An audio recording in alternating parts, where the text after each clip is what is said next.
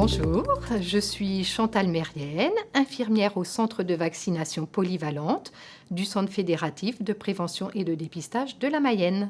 La vaccination fait partie des missions infirmières telles que décrites dans le Code de la santé publique.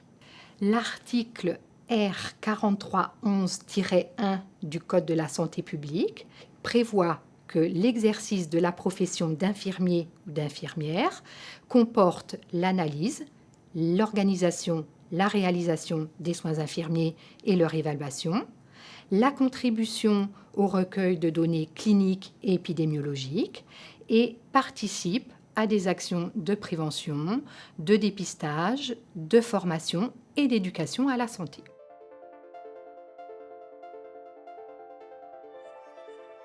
Il s'agit du décret du 21 avril 2022 qui stipule l'extension de la compétence des infirmiers en matière d'administration des vaccins sans prescription médicale de l'acte d'injection.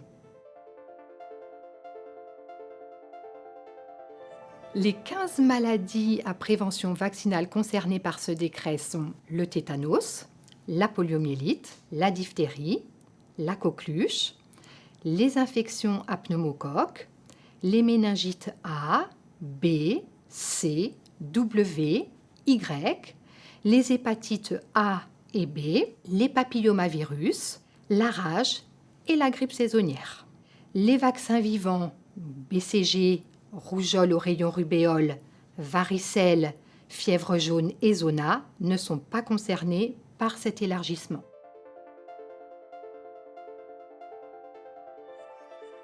Les personnes qui pourront être vaccinées selon ces nouvelles modalités sont toutes les personnes de 16 ans et plus, y compris les femmes enceintes, dans la mesure où les recommandations et le calendrier vaccinal sont respectés et à l'exception des personnes ayant présenté des antécédents de réactions allergiques sévères à l'ovalbumine ou à une vaccination antérieure.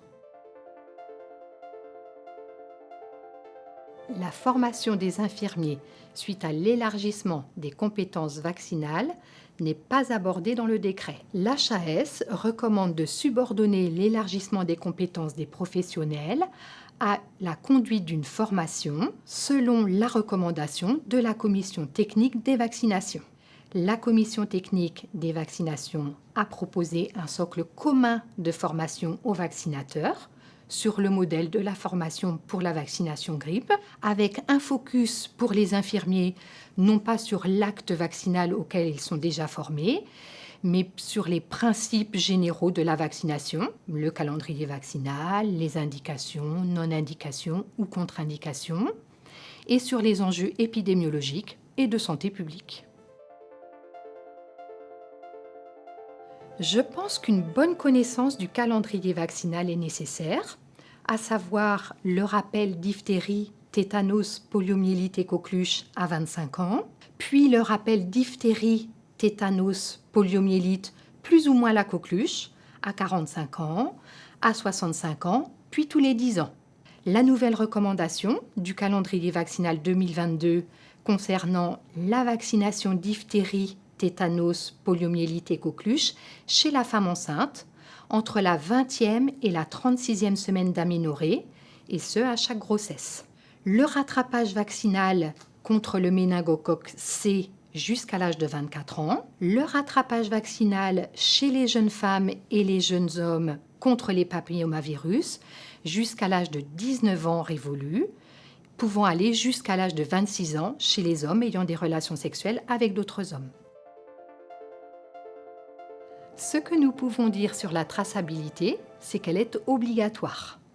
Donc l'infirmier devra tracer dans le carnet de santé ou le carnet de vaccination, qui peut être électronique, l'acte vaccinal, ainsi que dans le dossier médical partagé.